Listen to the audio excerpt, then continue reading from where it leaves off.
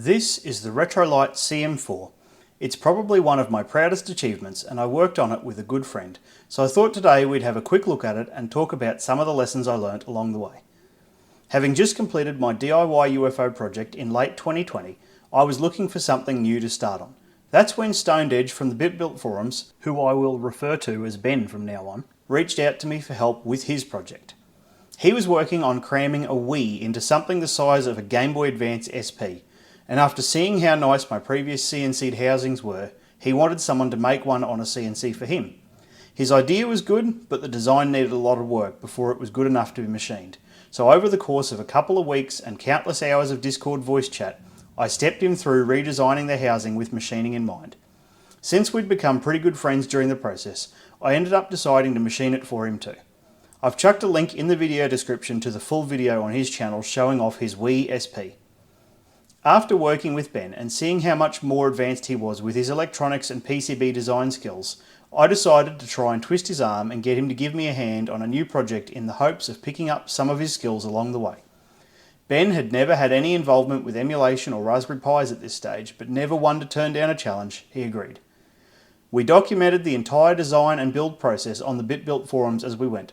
I've chucked a link in the description for that too if you're interested in checking that out, but I'll give you the condensed version here anyway.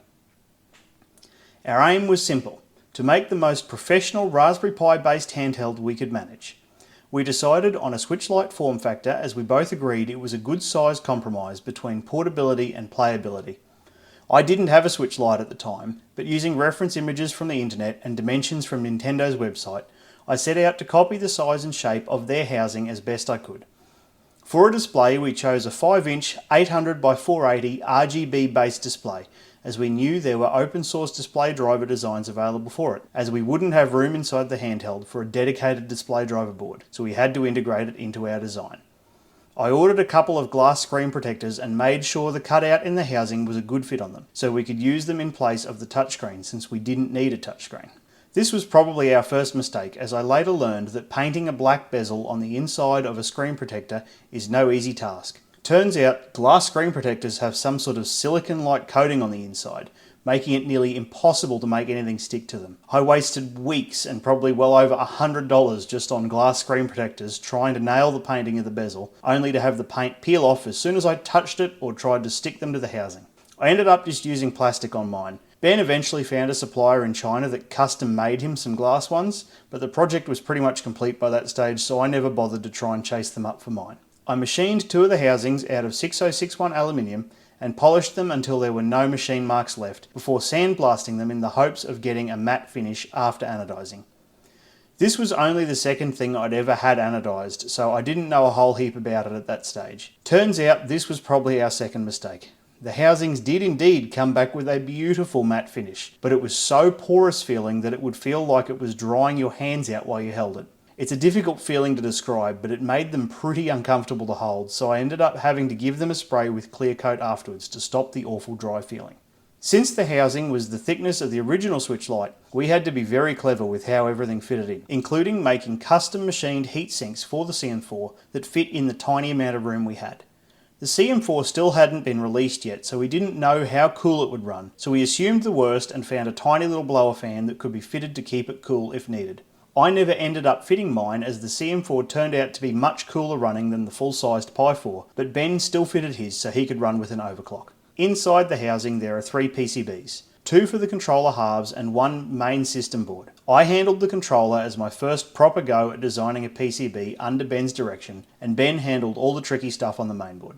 The controller halves connect to each other via an FFC connector, and they pass through the main PCB where we provide power and break out the USB signals to send to the Pi. The controller connects to the Pi through USB and also communicates with the OSD software on the Pi via serial, allowing us to interface directly with the OSD using the controller, rather than having to pass those controls through the operating system first. I handled most of the programming of the OSD and controller software, whilst Ben tested and helped fix mistakes until we ended up with a pretty robust system.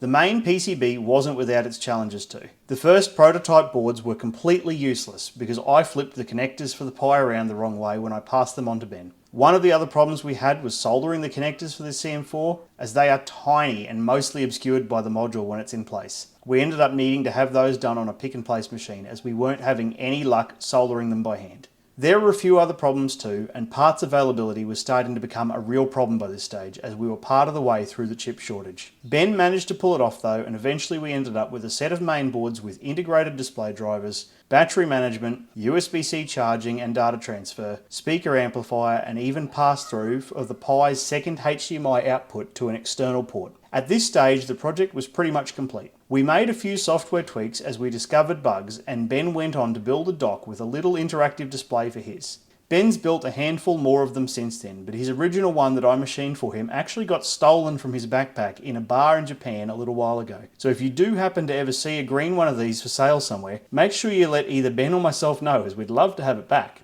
Overall, the project took us about 2 years to complete, but it was a great experience that I hope to be able to repeat again one day. Ben has now gone on to working on a revised version of the Retrolight with an RK3588S based compute module and a 5.5 inch touchscreen. I've obviously been working on the NUC deck and kickstarting this YouTube channel, but maybe one day we will tackle another project together again. The Retrolight is entirely open source and everything you'll need to build one is up on the GitHub, so if you're interested in building one of your own, I've put a link in the video description. Make sure you check out Ben's channel as he has been posting some short update videos as he progresses with his new project. See you all next time.